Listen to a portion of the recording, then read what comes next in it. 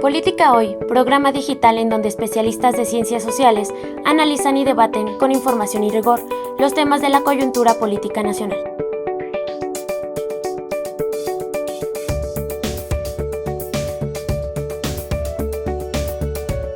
Política Hoy es un programa del Centro de Estudios Políticos de la Facultad de Ciencias Políticas y Sociales de la UNAM, conducido por Sol Cárdenas y Carolina Gilas.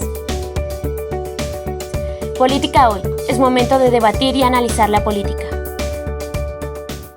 Hola, ¿cómo están? Bienvenidas, bienvenidos a este capítulo 3 de nuestro programa Política Hoy. Estamos aquí reunidos el día de hoy con Andrea Samaniego, con Emilio Pizarratea para hablar de un tema, ahora sí, latinamos de coyuntura. Vamos a hablar hoy sobre la seguridad nacional, vamos a hablar hoy de ese problema de seguridad o de falta de seguridad en nuestro país y trataremos de abordar este tema con perspectiva de género, es decir, poniendo énfasis en las diferencias que existen o en las maneras tan distintas en las que la violencia es experimentada por las personas en nuestro país en función de su género. Nuestra y nuestro invitado del día de hoy, Andrea y Emilio, son ambos profesores de nuestra facultad, la Facultad de Ciencias Políticas y Sociales de la UNAM, ambos son expertos en el tema que vamos a tratar el día de hoy. Si me lo permiten, voy a dar una brevísima introducción de lo que nos va a ocupar el día de hoy, porque estamos a mediados de septiembre, estamos a punto de festejar las fiestas patrias y en las últimas semanas justo el tema que ha estado ocupando de manera muy importante al debate público, a todos los medios de comunicación, a todas las primeras planas, ha estado rondando, ha estado refiriéndose precisamente a las cuestiones de seguridad en nuestro país. Entonces, desde el debate sobre la prisión oficiosa, sobre la militarización de la Guardia Nacional, la propuesta de la extensión de la autorización constitucional para el uso del ejército en las tareas de seguridad civil hasta 2028 e incluso 2029, todos esos temas han estado en el centro de nuestra atención en las últimas semanas. Aún así, pocas veces encontramos precisamente espacios donde ese tema, el tema de seguridad nacional, se trate con perspectiva de género, que ponga luz a esos niveles de violencia que finalmente nos afectan a todas y a todos, pero sí nos afectan de maneras distintas. Y justo los datos sobre lo que vive México, los datos sobre cómo estamos en nuestro país en términos de seguridad, evidencia esas brechas. Cada día en nuestro país se asesina a 11 mujeres y mientras los homicidios masculinos tienden a ser vinculados a la operación del crimen organizado, las muertes de las mujeres están asociadas fundamentalmente con la violencia de la pareja íntima, con lo que pasa en la casa, con lo que pasa en el círculo más íntimo. A nivel nacional, la tasa de violencia familiar alcanzó 547 casos por cada 100.000 habitantes en 2020, todavía antes de la pandemia, que sabemos que fue el fenómeno que endureció esa situación, y estamos en niveles mucho mayores a la tasa de 334 casos en 2015. También los delitos sexuales crecieron de manera exponencial en los últimos 5 o 7 años. Entre 2020 y 2021, hasta 416 mujeres fueron víctimas de secuestro, otras 957 se reportaron como víctimas de trata en el mismo periodo. Son solo cifras oficiales que sabemos que están evidenciando un pedazo de la realidad que se vive.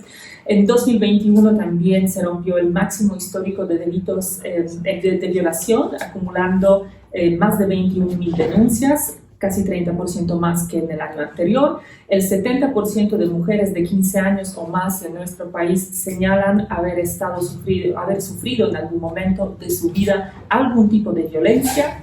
La percepción de inseguridad es mayor en las mujeres que en los hombres, 78%, casi 79% en caso de las mujeres frente a 72% para los hombres según INEGI.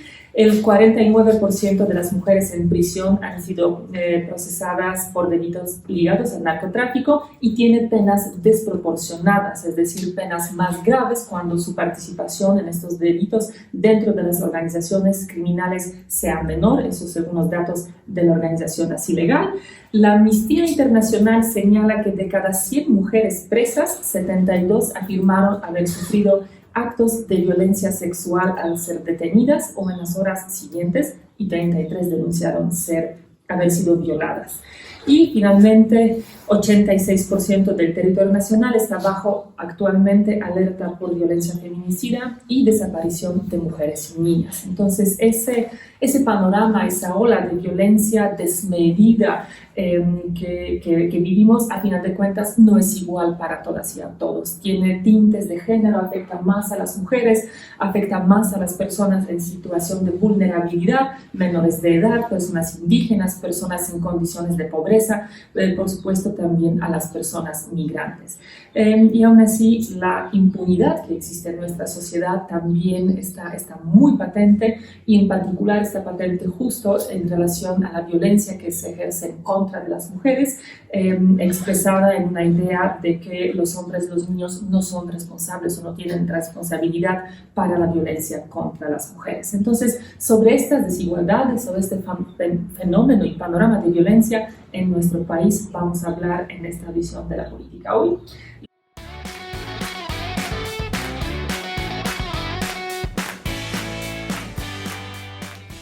La primera pregunta entonces para mi invitado del día de hoy, para Andrea y Emilio, es esa: ¿por qué es así? ¿Por qué la violencia es generalizada? ¿Por qué la experiencia de violencia o la gravedad de las violencias que se viven en nuestro país afecta de manera distinta a las mujeres y niñas que a los hombres y a los niños? Una de las explicaciones que se da es que al ser más vulnerables, o sea, socialmente son personas que no se pueden defender tanto, que socialmente se piensa que son más débiles, que son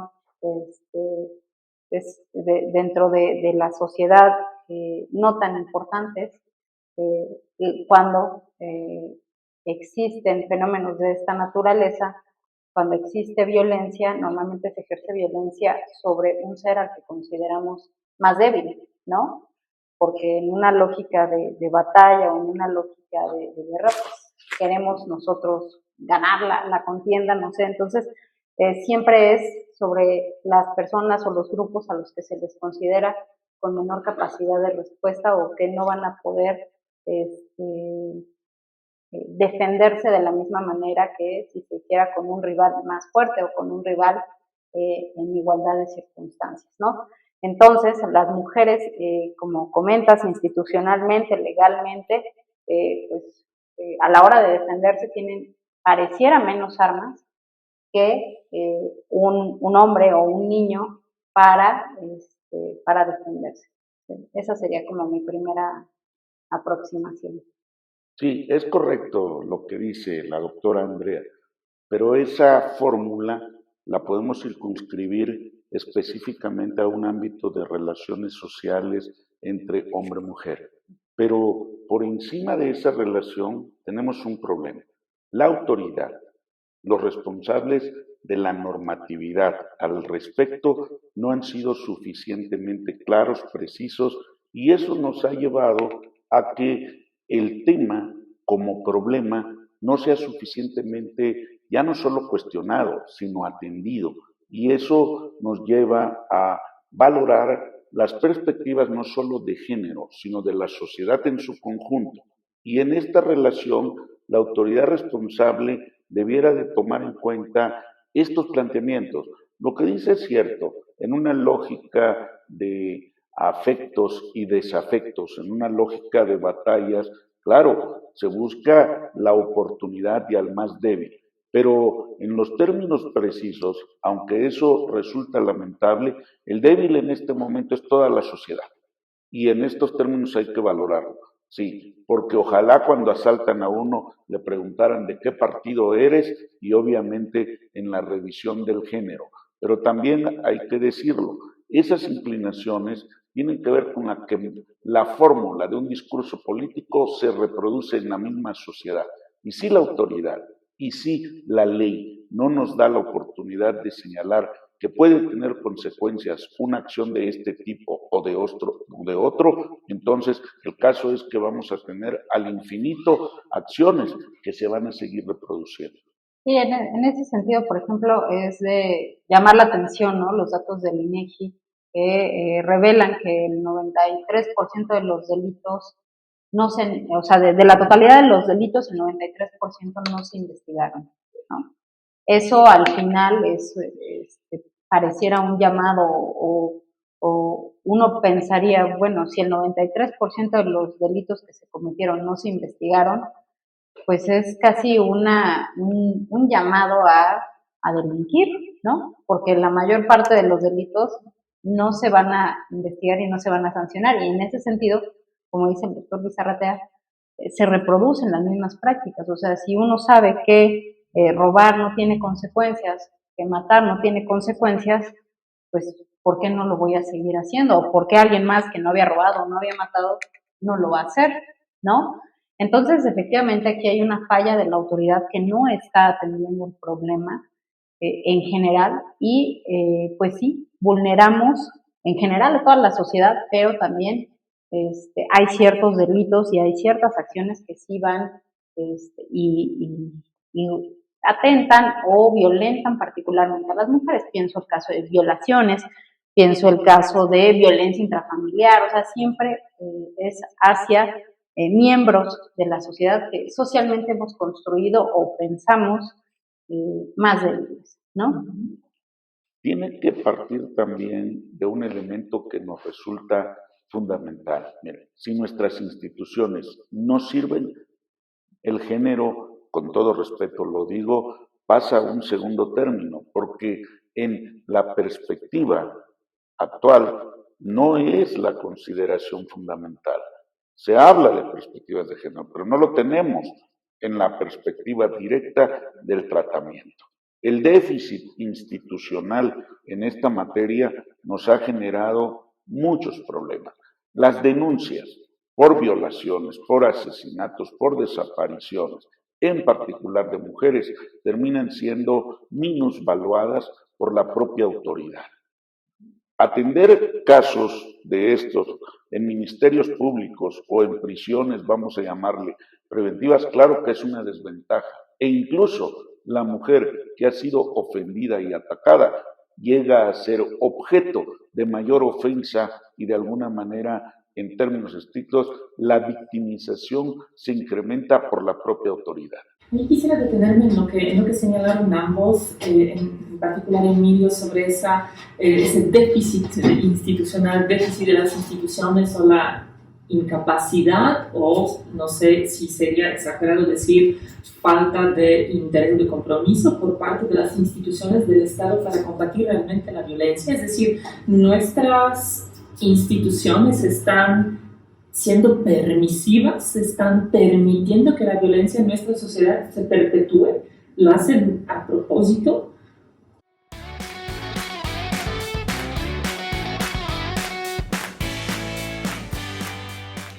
No considero que fuera a propósito por las instituciones, porque el esquema normativo, aun siendo impreciso e irregular, les da esa oportunidad. Sin embargo, por ejemplo, la denuncia que está detrás. La denuncia está sumamente limitada, de acuerdo a los datos que comentabas existentes, porque el miedo al señalamiento social y obviamente al acoso que genera una denuncia en estos términos, en el ámbito incluso familiar, doméstico, más cercano, está generando conductas no atípicas, sino que se vuelven más normalizadas por parte del que denuncia. Dice, finalmente viene un tema delicado y que te pone en un acto de coerción social abierto.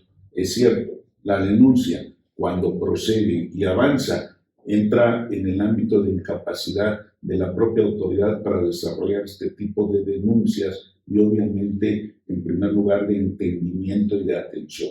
Puedes tener en tu primer acercamiento un buen ministerio público que te capte, te entienda ya, pero el siguiente paso de investigación del propio delito queda limitado por distintas causas, pero no es que sea en sí la institución, es lo que la institución tiene y posee para dar una respuesta al denunciante y obviamente a la sociedad en su conjunto.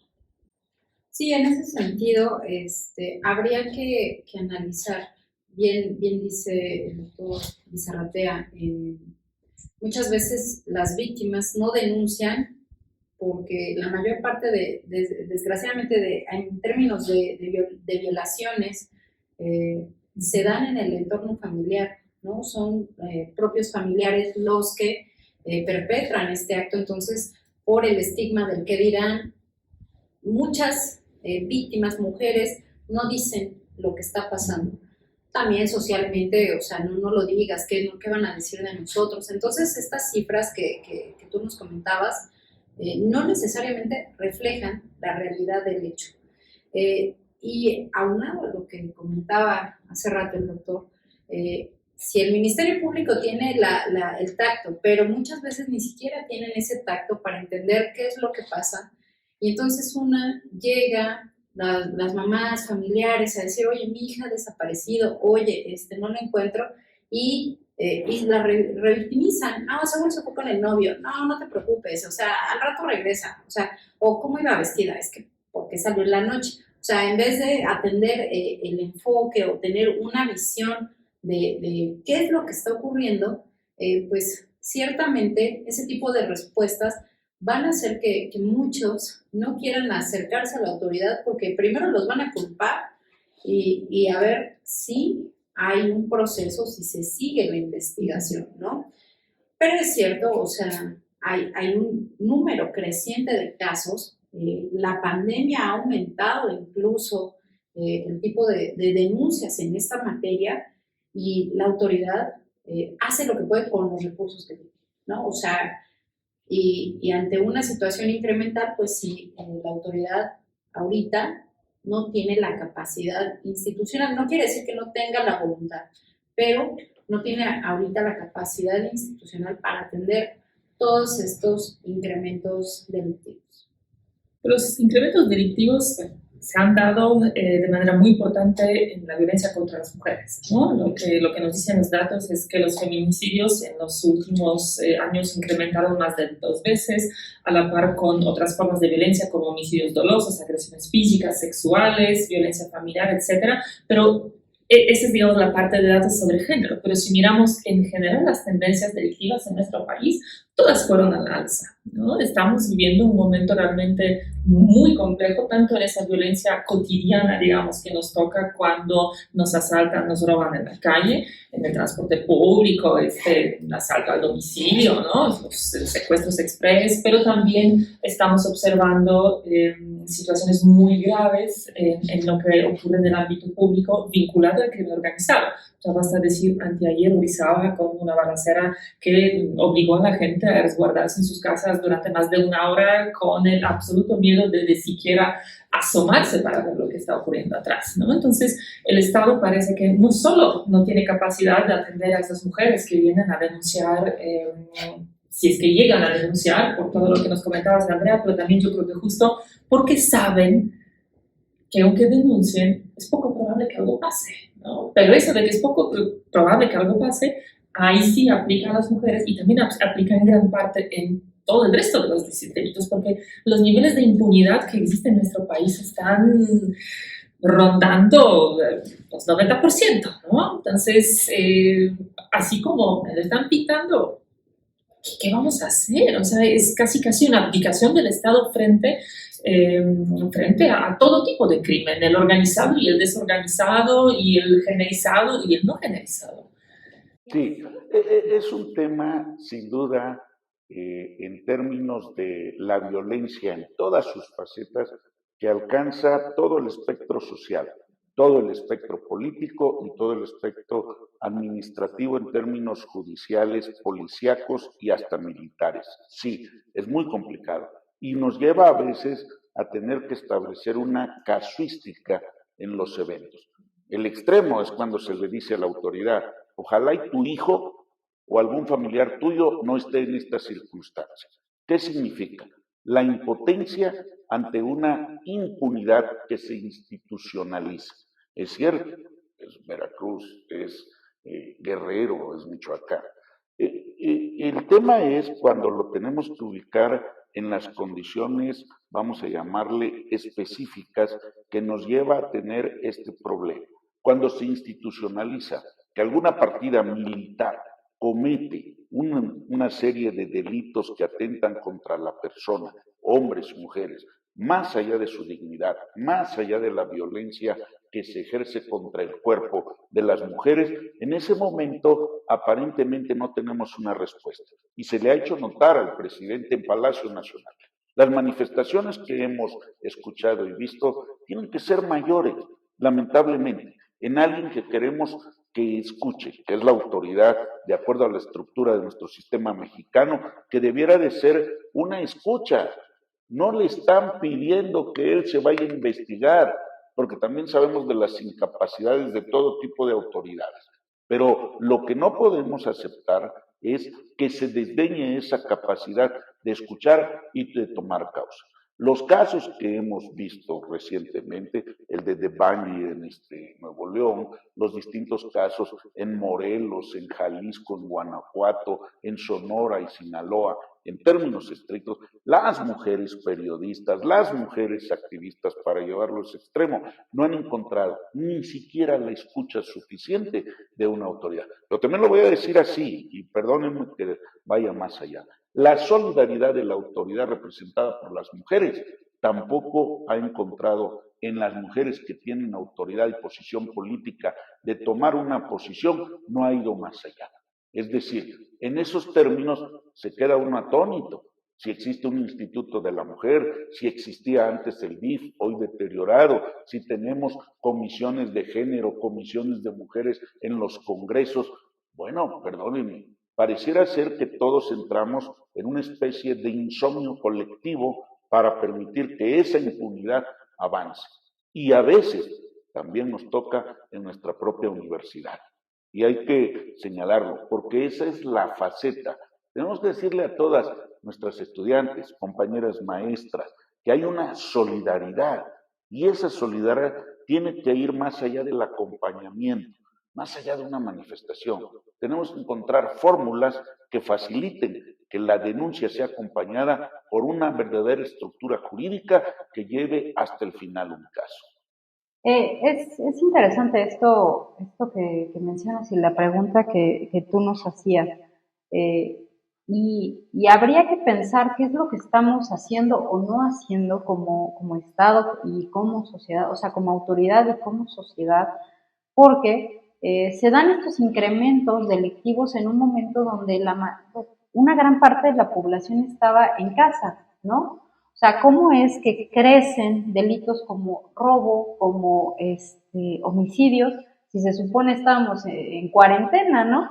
Entonces, ¿qué está pasando institucionalmente? Y habría que revisar, pero sí es de llamar la atención esta idea y no voy a revisar la estrategia de seguridad, ¿no? Así como voy para allá y no hay una reflexión de lo que está funcionando y lo que no está funcionando.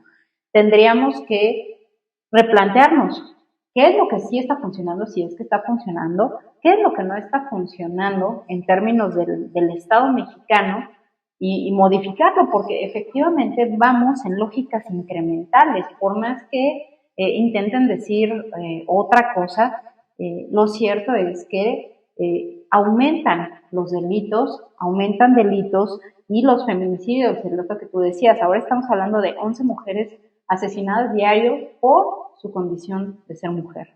Estamos hablando de índices no vistos de homicidios y la trayectoria a la que nos enfrentamos es que al final del sexenio estos 6 años van a ser los más sangrientos del país, ¿no?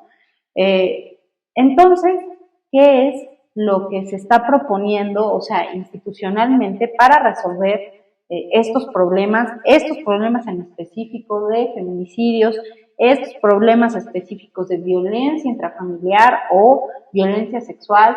¿Qué se está proponiendo? Si es que se está proponiendo algo, y ahorita de cara al presupuesto de egresos, pues ver en dónde si se están destinando recursos para esas áreas como procuración de justicia, áreas encaminadas a institucionalmente resolver los problemas, ¿no? Mucho se menciona que se están atendiendo los problemas de raíz, o o sea, que se están mejorando las condiciones por las cuales se cometen determinados delitos, pero pues digamos que eso sería como para delitos como robo, hurto, no sé, extorsión, pero delitos como feminicidio, o sea, para resolver problemas de raíz en estos delitos, pues más bien es cambiar el pacto patriarcal, ¿no? O sea, evitar estas ideas, estas nociones de, pues se puede someter a la mujer porque es más débil, ¿no? Y además, pensándolo en términos de teoría del Estado, en términos de la noción del Estado, o sea, ¿cómo hablamos de un Estado si la mitad de la población está sometida a esta violencia, más de la mitad de la población sometida a violencia o tiene mayor inseguridad, ha sido víctima, o sea, 1 de cada 3 mujeres dice haber sido violentada en una relación de pareja? O sea, ¿cómo es que podemos hablar de un Estado cuando existen estas cifras con la mitad de la población, ¿no? La estrategia de combate, ¿no? Al crimen, a los delitos, a la inseguridad, parece que la que tiene este gobierno es una, ¿no? Que es la ampliación de las facultades, las tareas en materia de seguridad civil, trasladándolos hacia los cuerpos castrenses. Estamos justo en estas semanas donde hemos visto primero la adopción de una legislación que ahora sí, formalmente ya, creo que con grandes cuestionamientos sobre su constitucionalidad de esa decisión, yo me atrevería a decir, abogada que no soy, que francamente y claramente es una decisión inconstitucional, incorporar la Guardia Nacional dentro de la Sedena, que por cierto Sedena, tanto en la cantidad de facultades que tiene en la actualidad, que se han estado otorgando, asignando en los últimos meses y años, que abarcan, por ejemplo, no solo las tareas, digamos, directas de seguridad, pero incluso las aduanas, el manejo de algunos aeropuertos en el país, etcétera, muy largo, etcétera. Hoy se supone que es la institución más poderosa de nuestro país, ¿no? La que es más poderosa en términos de la incidencia de las facultades y por supuesto también del presupuesto que está manejando a partir de estos cambios, de estas modificaciones. También se está discutiendo, parece que no va a haber mayor problema en la Cámara de Diputados, que quizá es una iniciativa que se atore en el Senado, quizá el Senado la va a frenar, todavía no sabemos, que pretende extender esa autorización constitucional que se supone que era transitoria justo para utilizar los cuerpos castrenses en las tareas de seguridad pública, que era avalada hasta 2024 y en la actualidad se está discutiendo extenderla hasta 2028 o incluso 2029, porque ya hubo una, en la lógica de quién da más, ya llegó otra iniciativa priista, la original decía 28, la segunda dice 29, ¿no? Esa situación, ¿no? Porque más allá, en realidad creo que si se logra o no esta extensión del plazo constitucional para la utilización de los cuerpos castrenses en tareas de seguridad, pues el paso de la Guardia Nacional a la Sedena pues es un hecho, ¿no? Un hecho inconstitucional, pero es un hecho, es algo que se va a estar desarrollando en las próximas semanas, meses y años. Y la pregunta para ustedes es, ¿qué impacto eso tendrá para la seguridad en nuestro país? ¿O realmente es una estrategia que es viable, es una estrategia que va a poder frenar esas enormes olas de violencia y de diversa violencia que estamos viviendo, pensando tanto en lo que tiene que ver con crimen organizado, con esa violencia desorganizada, con la violencia de género? ¿Qué afectaciones en particular va a haber para la sociedad en sí y para las mujeres y niñas en particular con esa nueva profundización, ampliación, como le queramos poner, de la utilización de los cuerpos castrenses en tareas de seguridad?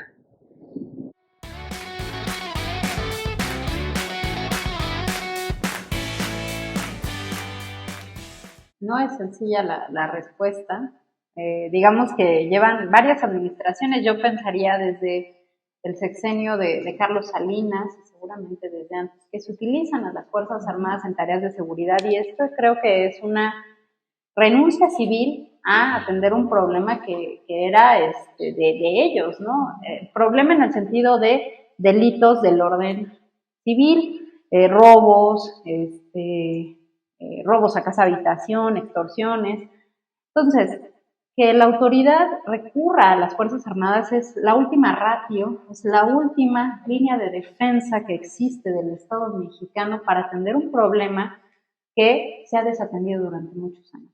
O sea, sí hablamos ahorita de las Fuerzas Armadas no debieran de estar en labores de civiles, en labores de trabajo, bueno, en términos de seguridad pública, es cierto. ¿Qué se ha hecho? ¿Qué han hecho las autoridades civiles para fortalecer policías? Estamos hablando a niveles estatales, bueno, federal, estatal, municipal, cómo se han fortalecido las fiscalías, cómo se han fortalecido todas estas instituciones civiles y por qué es que se apela al trabajo del ejército y de la marina y en muchos casos, o sea, ahorita que va la discusión al Senado, muchos senadores dicen, pues sí, porque sus propios estados no han trabajado pues como para dar una respuesta de, ok, no necesitamos al ejército y a la marina porque ya tenemos nuestras policías bien instituidas, capacitadas, equipadas. Y también es cierto, o sea, tenemos que analizar esto. ¿Cómo enfrentar policías municipales? ¿Cómo podrían enfrentar al crimen organizado? El crimen organizado está armado hasta los dientes. Tienen equipo, bueno, lo han hecho para derribar helicópteros, tienen lanzagranadas, tienen maquinaria bélica, o sea, ellos están armados para una guerra, ¿no? ¿Qué policía municipal hoy tendría capacidad para enfrentarse al crimen organizado con AK-47? O luego vemos los videos, ¿no? En donde ellos muestran su poderío de fuego. Entonces, ¿qué institución civil podría hacer frente a este armamento que tienen el crimen organizado? Pues sí, pero también eran muy pocos policías para el tamaño del Estado mexicano.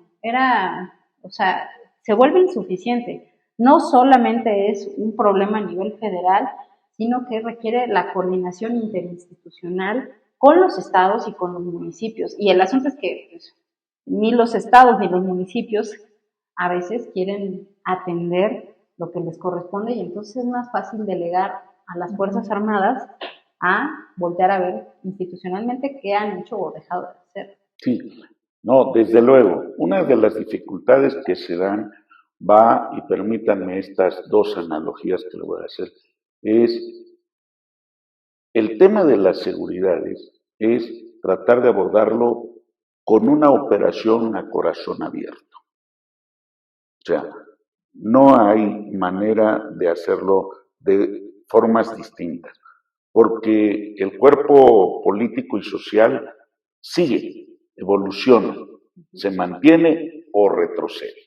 Y la otra metáfora, es como querer cambiar una pieza de un automóvil con el coche funcionando. No es que no se pueda, pero sí se requiere ciertas habilidades que hay que señalarlo, son profesionales. ¿Dónde están algunos de los problemas que fueron detectados de inicio en esta administración? Y tienes razón, nos podríamos ir hasta más atrás, de los orígenes de aquella guerra famosa contra las drogas en Nixon y compañía y llegar hasta nuestros días. Pero no vamos a ir tan lejos, porque en términos estrictos hay que acotar. ¿Qué es lo que vemos nosotros? Si lo miramos desde la perspectiva de políticas públicas, queremos conocer estructuras y eso implica conocer el tamaño de las corporaciones y los elementos y obviamente las capacidades de ello. Pero también vemos procesos, es decir, ¿qué van a hacer? ¿Qué es lo que pueden hacer? Y finalmente vemos los resultados. ¿Qué se va a lograr? Entonces, estos señalamientos de estructuras, de procesos y de resultados nos podrían facilitar un abordaje de las políticas públicas. Veámoslo lo que ocurrió al inicio de nuestra actual administración gubernamental. Se genera una estrategia nacional de seguridad pública que empieza a establecer una serie de catálogos, lo señalamos de inicio, porque el fundamento que tenían, el fundamento jurídico de un artículo que hablaba en una fracción decimoquinta, y ese artículo nada más hablaba de la fracción decimacuarta como final. Entonces, de entrada es un vacío. Esto no puede ocurrir porque es lo que le da fundamento y motivo al tema de las decisiones de acción pública, y hay que decirlo.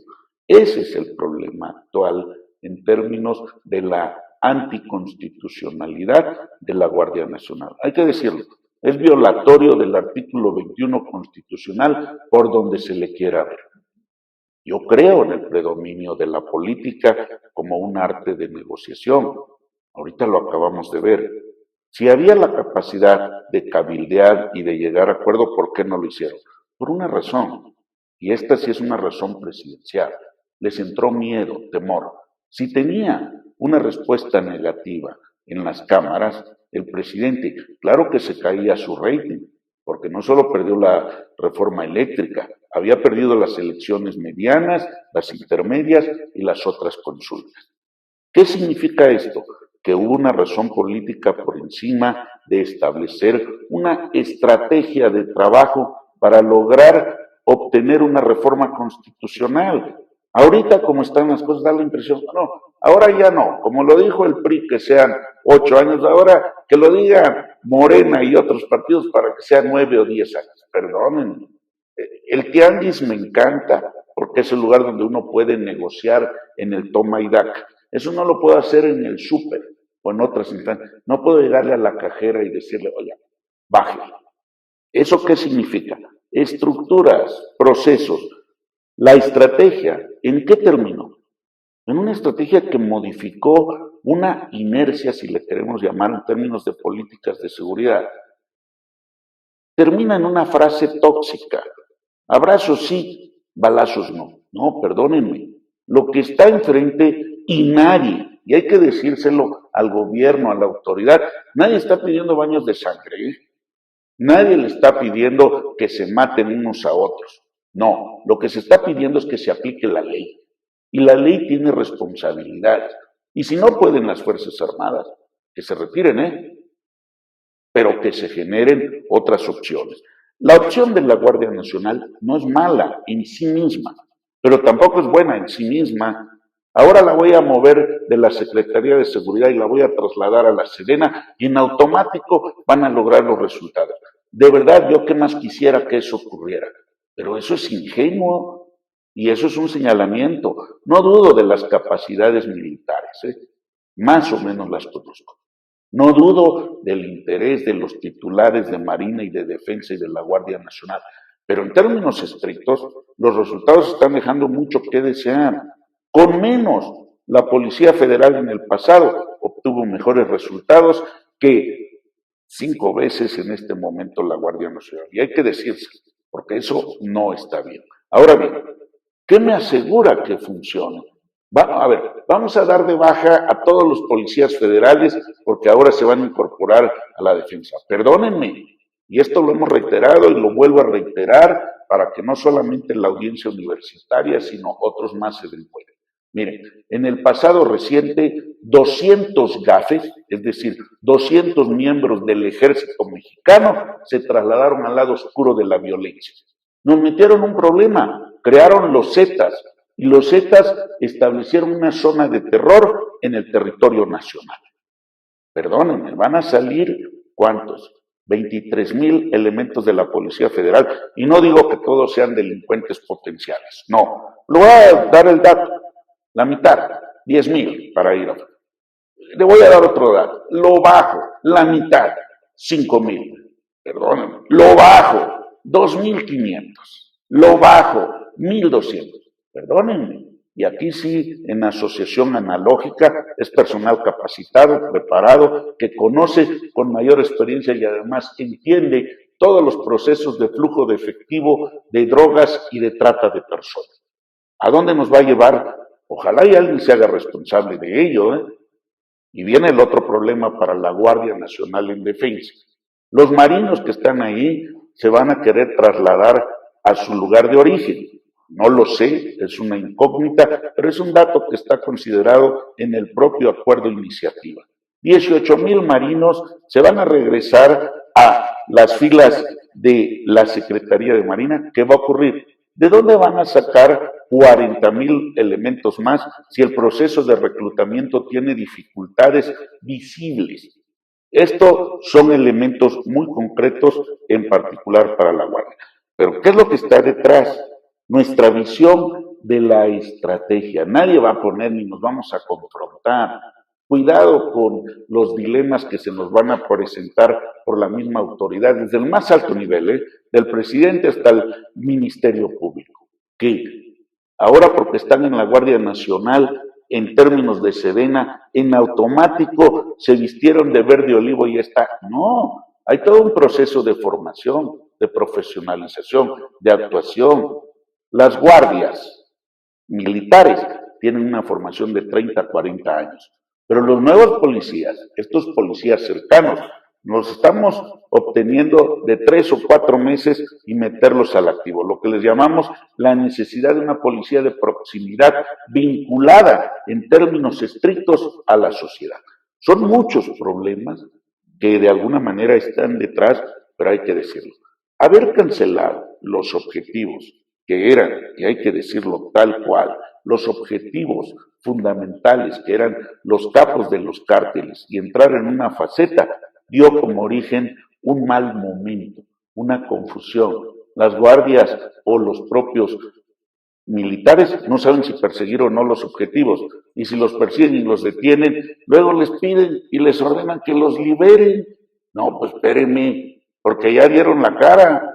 Señor presidente, no lo van a ir a buscar a usted, están buscando a las mismas Fuerzas Armadas, a las Guardias Nacionales, y usted, que es el comandante supremo, no les muestra la ruta y el camino, una ruta confusa en términos de seguridad, como en la teoría se paga en la práctica con sangre. Y aunado a eso, esta reforma que se está planteando y que ahorita está en el legislativo, a diferencia de hacer una reforma constitucional, porque la argumentación es voy a evitar o vamos a evitar que se corrompa, porque con cada administración se hacen cambios, se modifican, entonces vamos a evitar que se corrompa, lo pasamos a una institución del Estado que es Sedena y así no se corrompe. Sí, no, porque la reforma que se está planteando es en términos de la administración pública, no es constitucional, entonces es facultad del Ejecutivo el que llegue modificar la administración pública. Si el próximo presidente, presidenta llega y dice, no, para mí no, la Guardia Nacional no debe de estar en Sedena, la voy a sacar, es facultad del Ejecutivo. Entonces, ahí se diluye ese argumento de fortaleza institucional. Como pasó este sexenio, que habilitaron o abrieron una secretaría, la Secretaría de Seguridad y Protección Ciudadana, el sexenio pasado la quitaron, o sea, entonces, si lo que se quiere dotar o con lo que se quiere dotar es de seguridad, de certeza que estos proyectos van a ser proyectos de largo alcance, sí se tendría que hacer una reforma constitucional porque efectivamente es más difícil de modificar. Pero así como la están planteando, es una atribución del Ejecutivo y como tal, el que sigue la puede cambiar. Ahí, lo que acabas de comentar me lleva a dos preguntas de articulaciones, porque por un lado, parece que estamos en una lógica de mitos que justifican decisiones políticas, ¿no? Por un lado, estaba diciendo Andrea que la Sedena por definición es más efectiva, ¿no? Vivimos en esa lógica que pareciera ser que lo que haga el ejército siempre va a ser mejor, más efectivo, porque pues no se andan en discusiones, en debates, se acatan los órdenes, son más efectivos haciendo, ¿no? Los órdenes bajan, se supone, de manera más exacta, más específica, nadie está cuestionando nada y todo trabaja como un relojito, ¿no? También está ese mito de que nuestras Fuerzas Armadas son incorrompibles, ¿no? Que no hay nada que las haga desviarse de ese objetivo muy noble de vigilar resguardar o garantizar nuestra seguridad como nación, como la sociedad, que, bueno, hay ahí algunas investigaciones y datos que parecen no dejarlo tan claro, ¿no? Esa idea de incorrompibilidad del ejército y de la marina. A pesar de que hay otros muchos que parecen apuntar a que sí son cuerpos que logran, quizá en mayor medida que los otros, resistir, ¿no?, de esos intentos de penetración por parte del crimen organizado. Yo no lo tengo tan claro, seguro Emilio lo va a tener bastante más claro. Pero otra pregunta más, digamos, otro mito ahí, porque nos dijo hace rato Emilio que la Policía Federal fue más efectiva que la Guardia Nacional. Entonces, si era más efectiva la Policía Federal, me hace pensar, entonces, los cuerpos policíacos que hemos tenido a nivel federal, que tenemos ahora a nivel estatal, municipal, realmente son tan malos como lo creemos. O sea, realmente son tan poco capacitados, tan poco útiles, tan poco, no sé, no quiero abusar de ciertos adjetivos, o quizá no es tan así, ¿no? O sea, ¿qué opinan ustedes frente a eso? O sea, estamos justificando decisiones con base en mitologías, con base en percepciones que quizá no necesariamente están asentadas en la realidad. Perdón, yo quisiera solo hacer un dato, o dar un dato más bien. Efectivamente, hay una idea o una percepción de que son menos corruptos, etcétera. Yo les decía que el 93% de los delitos en el ámbito civil no se investigan. En el ámbito militar, en los tribunales militares, el 9% es el que no se investiga. O sea, ellos sí tienen una eficacia militar muy fuerte. O sea, ahí sí, el que se le investiga va a tener el fuero militar es muy estricto en ese sentido, ¿no?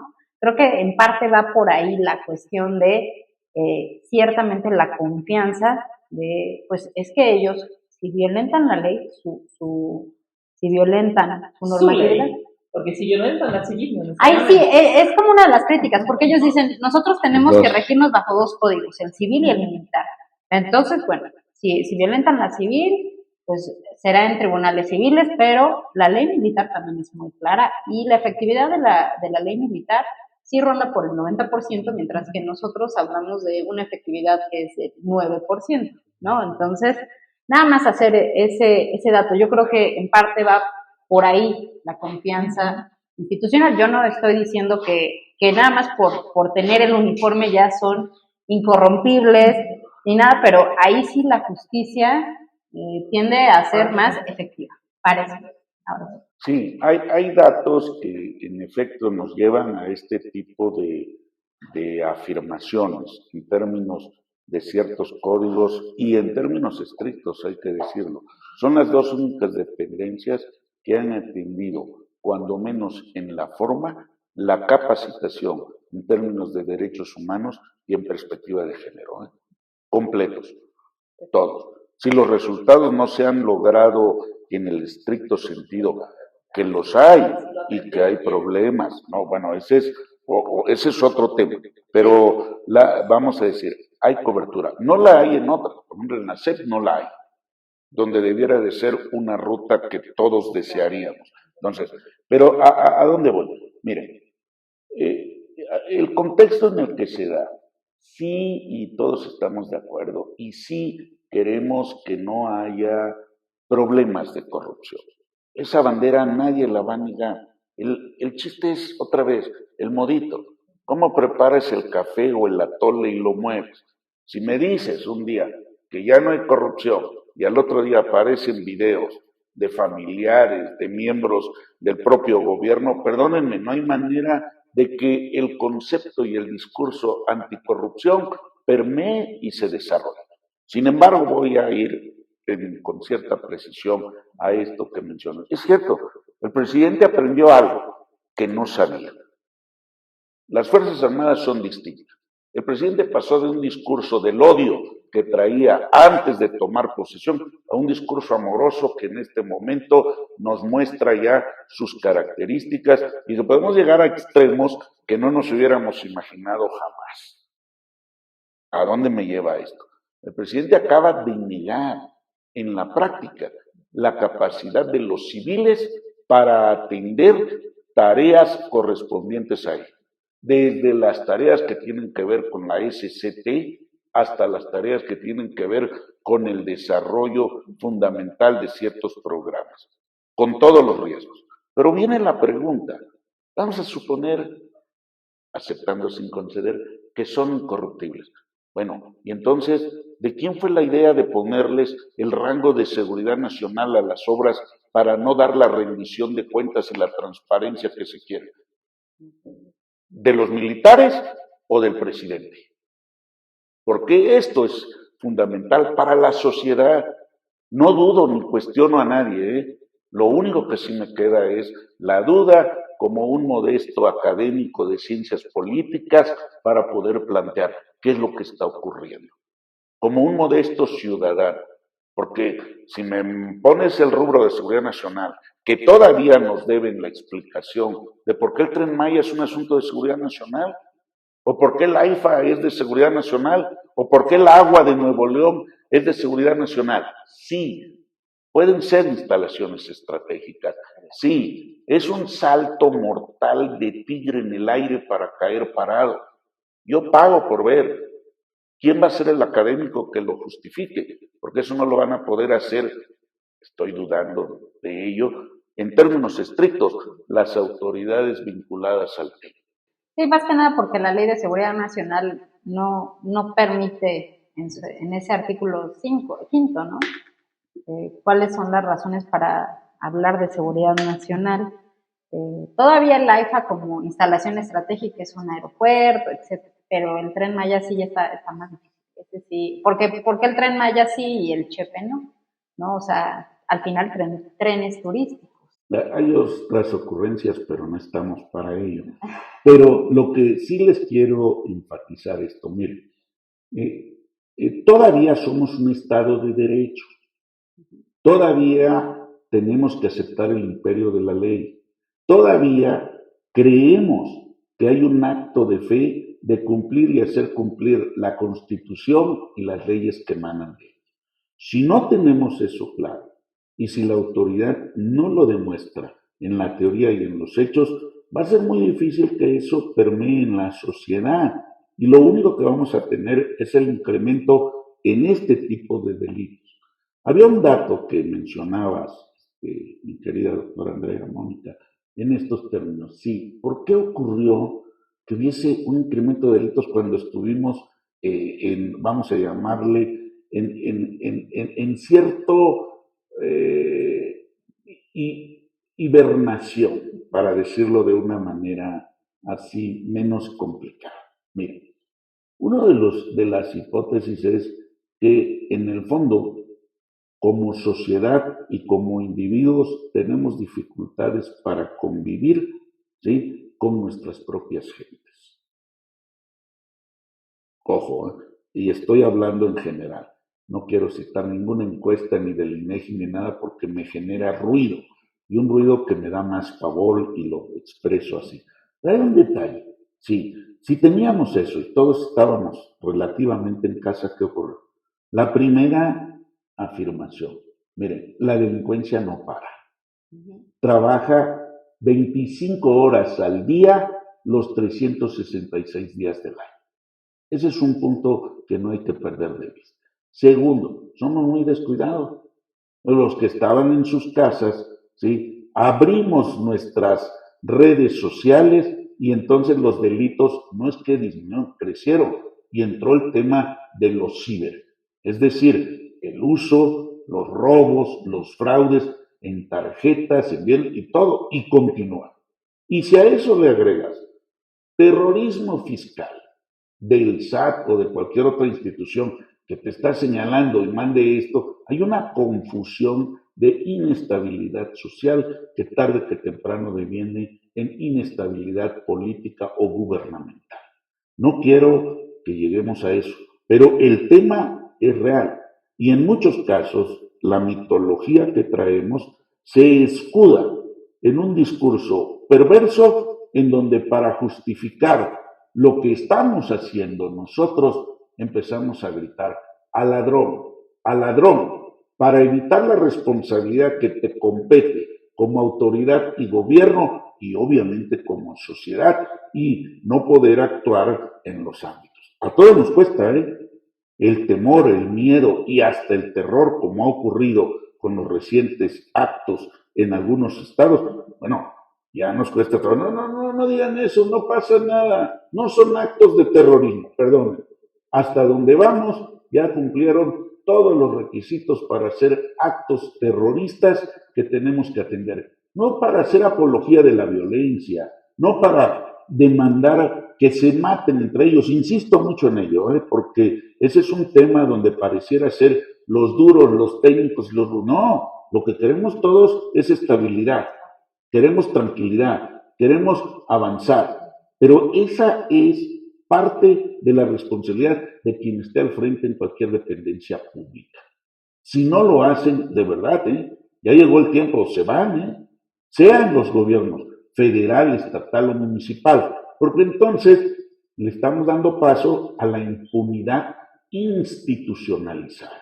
O lo que es, pues a mi parecer, más grave, a respuestas cada vez más autoritarias, ¿no? O sea, no podemos los civiles, y lo decía el Latinobarómetro hace algunos años y se va reforzando, ¿no? Que los mexicanos estamos dispuestos a sacrificar determinadas libertades por un tipo de respuesta ante este tipo de delitos.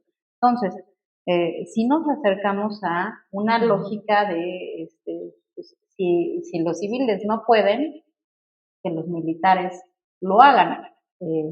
Y los militares son, en ese sentido, muy disciplinados, tienen capacitación, tienen formación, entonces creo que más que decir no es tan problemático o no se alteren, esto más bien es de los conservadores o esto es una campaña de desprestigio, pues nos lleva a pensar qué está haciendo la autoridad para que ahora haya este tipo de actos en distintas partes de la República, ¿no? En distintos estados de la República, del norte, del Bajío, ahorita de Veracruz, o sea, refleja un deterioro institucional importante que requiere de la actuación institucional de las autoridades, que parece, o sea, ahorita no se ve cuál es la respuesta, porque incluso cuando se le pregunta al presidente, pues dice que la estrategia va, ¿no? Y entonces pareciera que nada más porque la Guardia Nacional se va, como decía, se va a Sedena, los delitos se van a acabar. Ojalá fuera así, no. Y yo lo decía hace unos años, antes de la pandemia, en un foro cuando apenas iniciaba, y creo que ahí también estuvo el doctor, esta administración, y yo decía que veía difícil que nada más por la creación de la Guardia Nacional los delitos iban a desaparecer. O sea, no es nada más porque esto lo planteó él desde su plataforma electoral, o sea, tampoco debemos de decirnos sorprendidos.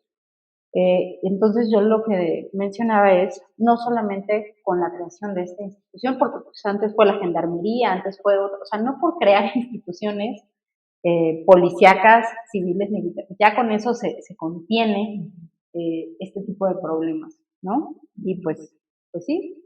O cambiarle el nombre, Sí. Ahí sí, a mi paisano Joan Sebastián, te voy a cambiar el nombre para que avances. No, o sea, es estructura, procesos y resultados. Y si no los tenemos los tres, no funciona. Ese es un hecho, es el tamiz. Es lo que nos exigen en todos los ámbitos, en la academia, en la investigación, en la difusión. Y la verdad, en términos estrictos, lo que dice la doctora Andrea es fundamental por un dato. Miren, esto sí, permítanme que lo señale.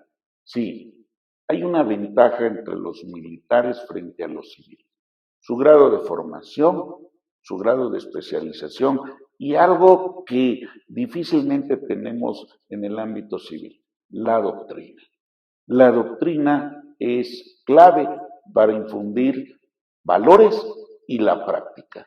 Y el que no se adapta emigra, Sin duda, pero también podríamos cuestionar ahí qué tanta esa preparación los hace justo la mejor opción para las tareas de seguridad civil, porque no están preparados para cuidar a la gente, no están preparados para resguardar la vida o el bienestar de la gente, están preparados para actuar y usar la fuerza de una manera muy distinta que lo que esperamos, pero que se supone que tendríamos que estar preparando los cuerpos que van a estar dedicados a la a las tareas de seguridad civil, a cuidarnos a nosotros. Yo vi, creo que ayer, una foto de Twitter de la jefa de gobierno de la Ciudad de México, diciendo que disminuyen delitos en transporte, y en la foto había un camioncito y en medio del camioncito un integrante de Guardia Nacional. Pues vamos a un O sea, vamos a tener entonces, ahora sí, para que no nos asalten a un... No nos van a alcanzar. Pero bueno, ok, los militares tal vez no están capacitados para atender estos problemas. Nosotros tendremos que preguntar qué policía hoy de nuestro país está capacitado, ¿no? Porque aunado a lo que decía el doctor Bizarratea acerca de la doctrina, de la formación, el ejército tiene estabilidad en el sentido de uno se alista y está ahí y sabe que hay una carrera militar, sin importar qué partido político llegue, ¿no? Cosa que en el ámbito policíaco civil no pasa. O sea, si llega un presidente municipal, decide que no, todos estos policías que ya capacitamos, que ya entrenamos, se van y ahora los vamos a entrenar con otros procedimientos, si es que los entrenamos, o ahora vamos a crear algo. O sea, también hay mucha inestabilidad en el ámbito civil y también hay mucha de improvisación en el ámbito civil, ¿no? Entonces, yo creo que por eso van mucho o de las fortalezas y bueno, la autoridad federal en este momento se recarga de esas fortalezas porque hay estabilidad, hay carrera, ellos hacen exámenes cada determinado tiempo para ver si ascienden, no ascienden, no es nada más de pues me caíste bien y eres el hijo de tal, si no pasan los exámenes no asciendes. La producción nos está presionando, tenemos 5 minutos y yo tenía todavía 2 preguntas para ustedes, que a ver si los podemos atender. Son temas complejos, pero a ver, creo que no podemos irnos sin tocarlos. La pregunta número 1. A inicios de septiembre, la Suprema Corte intentó debatir sobre la prisión preventiva oficiosa y, pues bueno, la verdad, aunque no se haya concluido esa discusión, pues la decisión quedó clara, ¿no? No hubo mayoría suficiente de votos para poder declarar la inconstitucionalidad de la prisión preventiva oficiosa, entonces, pues esta obviamente se queda, ¿no? Y no solo se queda, sino que hay en el legislativo todavía varias iniciativas que pretenden ampliar la lista de delitos que estarían ameritando una prisión preventiva oficiosa, incluyendo, por ejemplo, el feminicidio. Cuando la Corte discutía, incluso antes de que empezó a discutir, el presidente salió a decir que hubiera sido un error gravísimo eliminar esa figura, porque eso sería colocarse pues, del lado de los delincuentes, ¿no? Y no de las víctimas. Y pues uno se pregunta qué tan viable es esto en un país donde, según diferentes estadísticas y según entiendo también diferentes niveles, digamos, de impartición de justicia, entre 40 y 60% de las personas que están en la prisión no tienen sentencia. Y no es que no tengan sentencia por los últimos 15 días que los metieron, ¿no? Sino llevan años y durante años no tienen sentencia. Quizá hay casos que ya tendrían que haber salido si hubieran tenido una sentencia por los delitos que han supuestamente cometido, ¿no? Entonces, pregunta, ¿qué impacto va a tener esa decisión de la Corte sobre la seguridad y en particular sobre los derechos, sobre la situación de las mujeres?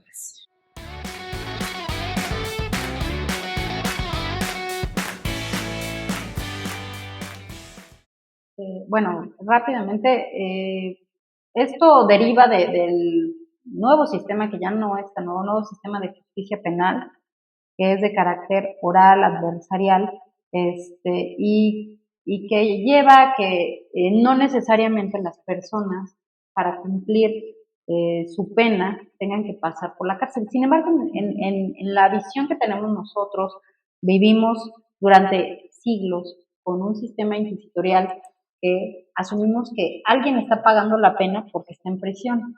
Entonces, la prisión preventiva oficiosa funge como una lógica más bien política de ya lo metimos a la cárcel. No quiere decir que sea culpable, sino ya para la percepción ciudadana, el que digan ya está en la cárcel es que ya son culpables, ya están pagando su pena.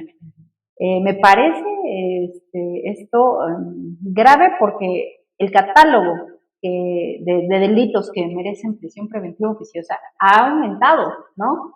Entonces, efectivamente, para delitos graves delincuencia organizada, terrorismo, pues feminicidio, claro que sí, que debe de estar ahí, ¿no? Pero para delitos menores, que son los que están en su mayoría en estos centros de reinserción, pues, o sea, el caso que está ahorita en la Corte Interamericana, 17 años estaban estas personas, estos dos jóvenes, que ya no son jóvenes, esperando que les den sentencia. 17 años, yo no sé qué delito presumiblemente cometieron, pero ya pagaron 17 años de prisión. Entonces, eso es lo grave del uso de este tipo de acciones. Sí, fíjate que este tema, yo no quisiera entrar en la politización de lo judicial, pero si no evidente, es un tema que se está utilizando para ello. Ninguna prisión preventiva, ¿sí?, debiera de atentar contra la libertad de los sujetos sin que tengan su proceso o su debido proceso, y mucho menos ser utilizada la prisión preventiva como si fuese un acto para castigar a chivos expiatorios y a familiares, como es el caso de la cuñada del fiscal Gersmanero, para ponerle nombre, como ha sido el caso en este momento de lo que le ocurrió a Rosario Robles, que son dos casos de mujeres que se vuelven, vamos a llamarles, no enigmáticos, ¿sí? Se vuelven de una sin razón. Ahora, vamos a ver en estos términos, ¿sí? Sí, hay una discusión. El presidente tiene un ADN priista todavía, porque ese es su intento de controlar la Suprema Corte, de controlar el Poder Legislativo. Ese era el sueño dorado de todos los presidentes también. O sea, ahora, que fue de los otros está bien, pero no lo hicieron en términos tan obtusos, tan salvajes que estamos viendo en el uso de la justicia y la legislación. Se vale, sí, pero cuidado, presidente, porque eso se revierte. Y en la caída del cambio fundamental, bueno, hay que valorar eso. Los delitos tienen que tipificarse y en particular creo, y voy a insistir en esta propuesta, el tema del feminicidio y los abusos con mujeres tienen que ir más allá de una pena y en términos estrictos del número de años. El castigo tiene que ser más alto y más elevado de lo que tenemos para que entre en el planteamiento de la sociedad. Una última pregunta y nos vamos. Ha salido a relucir ese tema, yo también lo había pensado en ese contexto de la falta de perspectiva de género. O sea, la política de seguridad a nivel nacional, a nivel estatal, a nivel local, no tiene la perspectiva de género, ¿no? Y también hemos platicado sobre, por ejemplo, a pesar de que las Fuerzas Armadas se han capacitado, pues tampoco les vemos que realmente tengan una perspectiva de género, ¿no? Que sabemos que además de pagar esas horas de capacitación hay algo mucho más ahí en el fondo, ¿no? Entonces, justo uno se podría preguntar, con ese paso de Sedena, de la Guardia Nacional a la Sedena, esa institución, pues el ejército tan masculinizada, ¿no? Tan falta de perspectiva de género. Los datos del sistema penitenciario federal en general también son pues, impactantes. Los datos del INEGI señalan que de las que 225,000 personas más o menos que realizan funciones de seguridad a nivel estatal y municipal, 75% son varones, ¿no? 25% son las mujeres y solamente 0.8% de las mujeres tienen un nivel jerárquico alto. Es decir, pues no son las que mandan, definitivamente no son las que mandan, ¿no? Tampoco son las que mandan en el ejército. La pregunta es entonces, a ver, lo ha dicho propiamente al inicio, llevamos añísimos hablando de la perspectiva de género, que tendría que ser transversal, que tendría que ser en todas las decisiones públicas que se toman, también por supuesto en seguridad. ¿Se necesitan más mujeres? ¿Se habría que pensar en revertir esos desequilibrios de quienes toman las decisiones para que fuese posible una seguridad nacional que tenga algo de perspectiva de género? ¿O qué cosas se necesitan? Yo creo que pura capacitación, ya sabemos que porque o no se aplican o porque ya salieron 3 años después, ¿no? O sea, no es algo que sea suficiente para realizarlo. ¿Ustedes qué opinan? ¿Qué hacemos?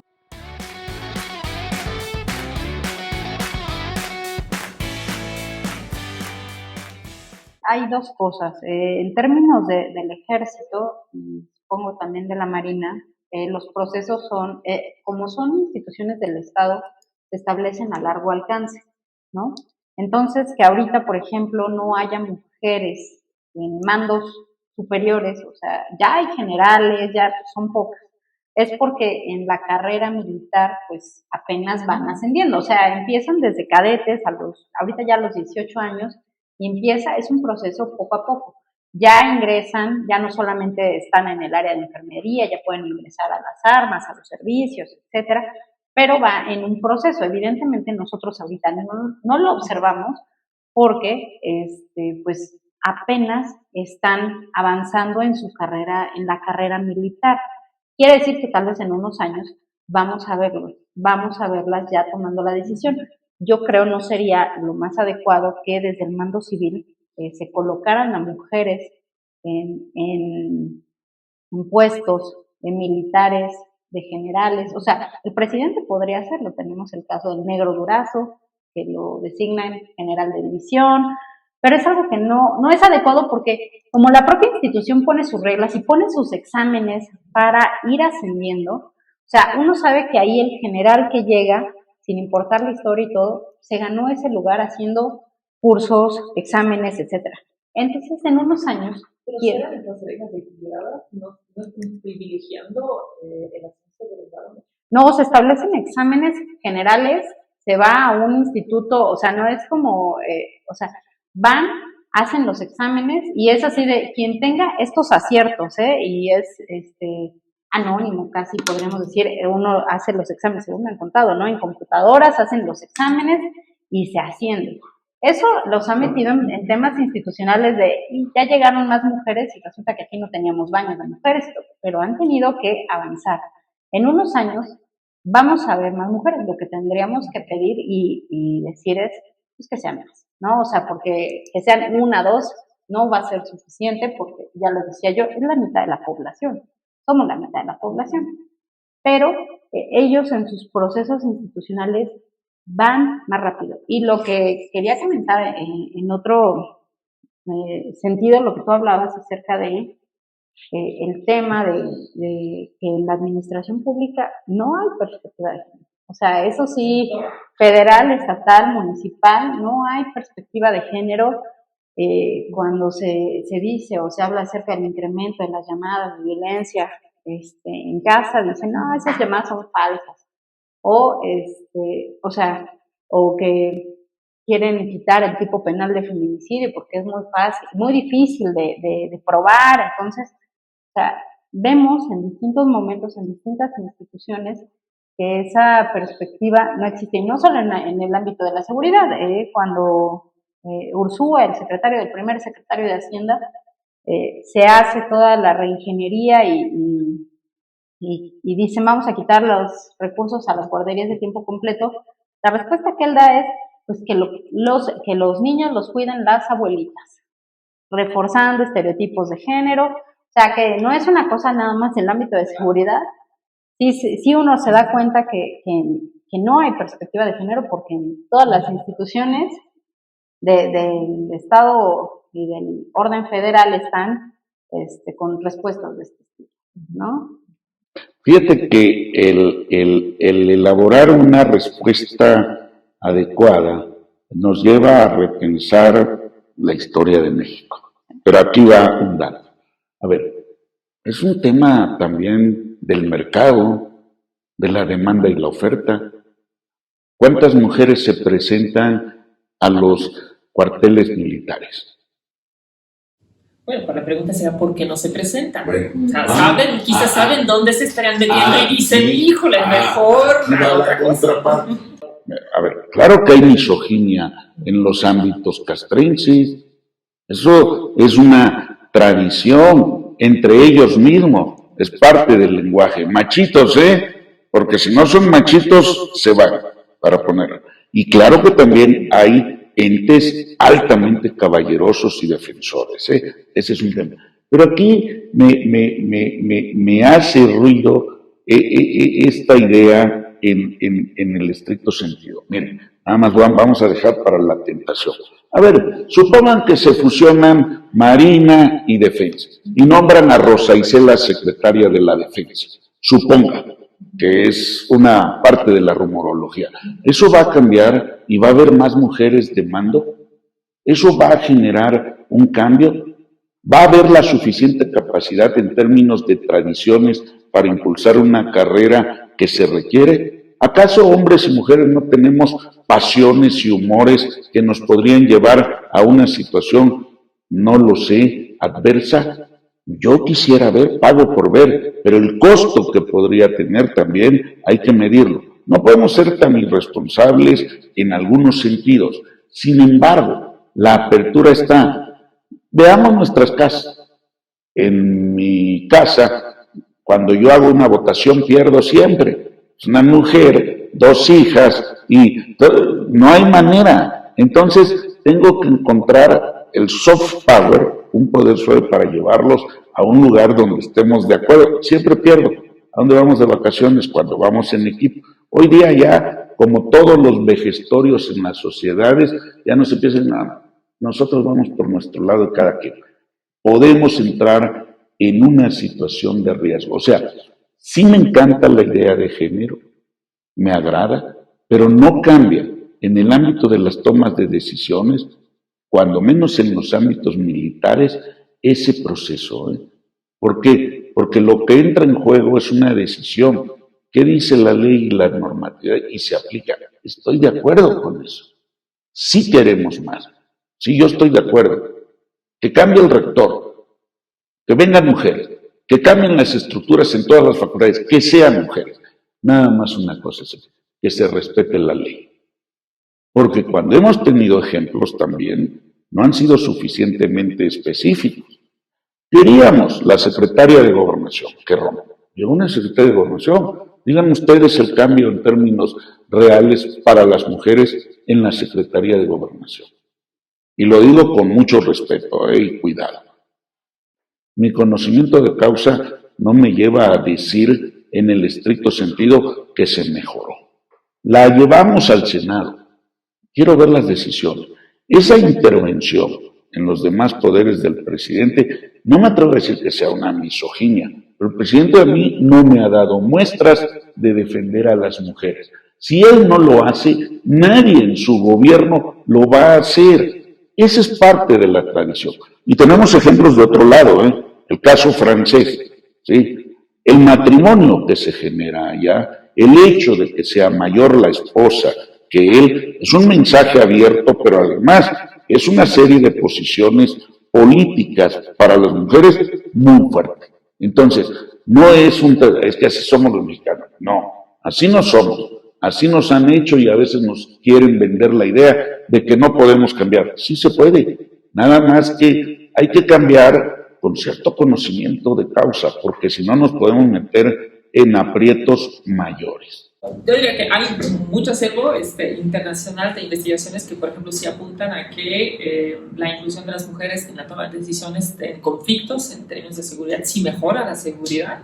Quizá hay menos investigaciones sobre Fuerzas Armadas en sí, pero en general en políticas de seguridad, en los gabinetes, en solución de conflictos, por ejemplo, las sociedades divididas, pues conflicto y demás, donde se incluso señala que sin mujeres no hay manera de resolver, ¿no? las problemáticas El comando israelita cambió de que eran puros hombres, la estructura de 8 infinito acostado, pasó, ahora son 4 y 4, y están a punto de rebasar en otras áreas 2 hombres y 6 mujeres, para que vean de qué tamaños.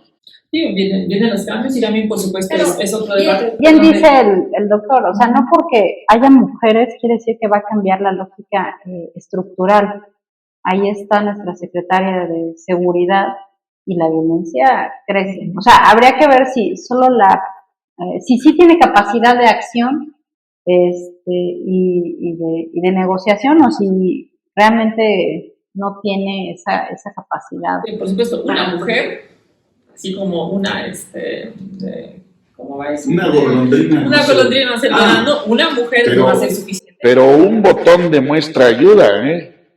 Esperemos que podamos continuar con estos temas más adelante este y próximo semestre. Creo que lo que ocurre en términos de seguridad pues, definitivamente no se va a resolver pronto, ni con abrazos, ni sin balazos, ni como decían con ese paso, ¿no? de la Guardia Nacional a la Sedena. Tampoco con eso van a desaparecer los delitos, lamentablemente, tampoco la violencia. Así que no nos van a dejar sin temas para seguir conversando. Sí, ojalá más adelante acepten de nueva cuenta la invitación a Política Hoy. Les agradecemos mucho que hayan compartido con nosotros su tiempo, sus conocimientos, sus opiniones. Muchas gracias a quienes nos siguen en redes. No se les olvide ahí darle el botón para que les notifique cuando salga el siguiente capítulo, el siguiente programa. Y pues seguimos en esta conversación. Muchísimas gracias. Muchas gracias. Gracias.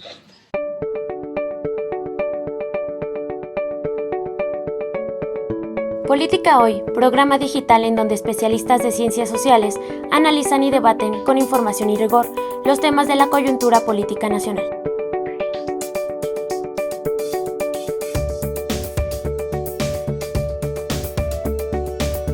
Política Hoy es un programa del Centro de Estudios Políticos de la Facultad de Ciencias Políticas y Sociales de la UNAM.